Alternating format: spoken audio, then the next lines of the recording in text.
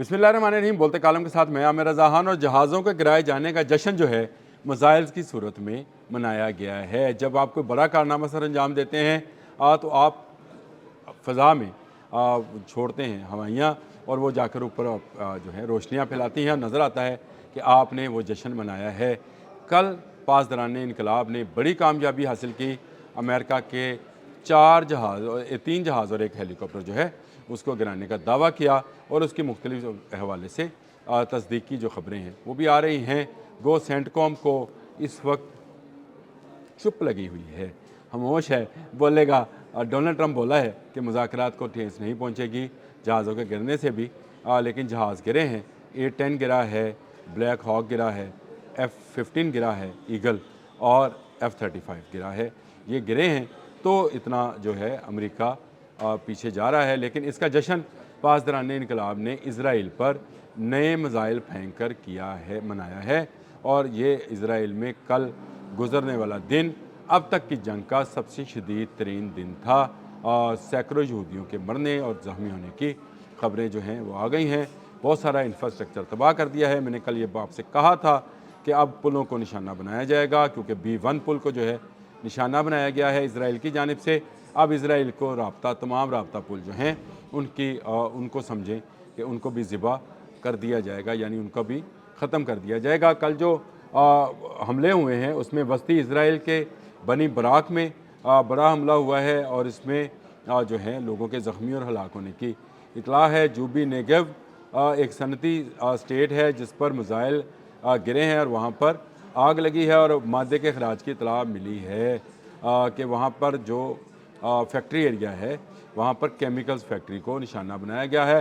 PETA तकवा और रोशन हायन इन इलाकों में भी मिसाइल गिरे। छोटा सा इसराइल है लेकिन मुख्तलिफ इलाके मुख्तलिफ जगहों पर तकसीम हैं। तेल अवीव पर एक मरतबा फिर क्लस्टर बमों की बारिश जो है वो की गई है और ये जो है क्लस्टर बम्स तमाम इलाकों में फैल रहे हैं। एक तरफ से ये इतलात हैं और दूसरी तरफ से ये इतलात हैं कि हिजबुल्लाह ने भी हैफा पर रॉकेट्स बरसाए हैं और अच्छी खासी तादाद में बरसाए हैं। तमाम वो ऑयल इंस्टॉलेशंस जहाँ से इजरायली फ़ौज को या IDF को ऑयल फराम किया जाता था उस पर भी मिसाइल बरसाए गए हैं। यूँ इस वक्त इसराइल में तबाही के ऐसे ऐसे मनाजर हैं जिनको मीडिया छुपा रहा है, लेकिन जो मीडिया आज़ाद है या वहाँ पर काम कर रहा है उससे जो ख़बरें आ रही हैं वो इंतहाई जो हैं इस तरह मैं खुशकुन कहना चाह रहा हूँ, शायद मुझे कहना चाहिए क्योंकि ये हमलावर हुए थे। ईरान इन पर हमलावर नहीं हुआ था। ईरान अब अपने ऊपर होने वाले हमलों का जवाब दे रहा है। वादा सादक 4 के तहत नए हमलों की जो लहर है इसको कहा जा रहा है कि इन 35 दिनों में, यानी आज 4 तारीख है, हाँ जी, 35 दिनों में होने वाला सबसे शदीद हमला कहा जा रहा है, जिसमें हिजबुल्लाह और ईरान ने मुश्तरका तौर पर एक ही वक्त में मिसाइल और रॉकेट्स की बारिश की है। इजरायली हुकाम ने इसकी तस्दीक इस तरह से की है कि उन्होंने अपनी आवाम की तसल्ली से के लिए एक रेडियो मैसेज जो है उसको नशर किया है, जिसमें इन्होंने ये कहा है कि हम आने वाले तमाम मिसाइल को रोकने की कोशिश कर रहे हैं। लेकिन ये किस कदर रोकने में कामयाब होते हैं, सिर्फ एक फुटेज उसकी आपको इसका सारे का नतारा करके दे देगी।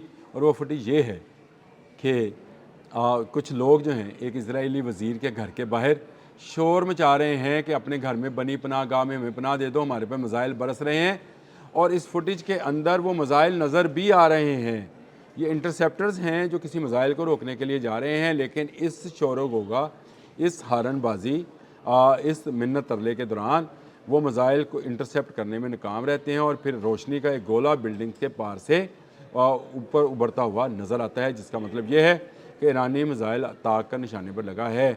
मैंने आपको बताया था कि इस पूरे जो पिक्चर है, इस पूरी पिक्चर के बाद आपको जो 3 लोगों की सियासत ख़त्म होती नज़र आएगी, उनमें नंबर 1 नेतन्याहू है, अक्टूबर में इलेक्शन है, नंबर 2 मोदी है और नंबर 3 डोनाल्ड ट्रंप हैं। इन तीनों की सियासत जो है ख़त्म होने जा रही है।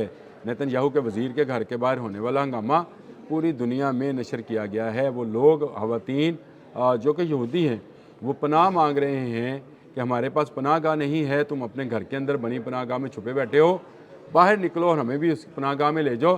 हम पर ईरान मिसाइल बरसा रहा है।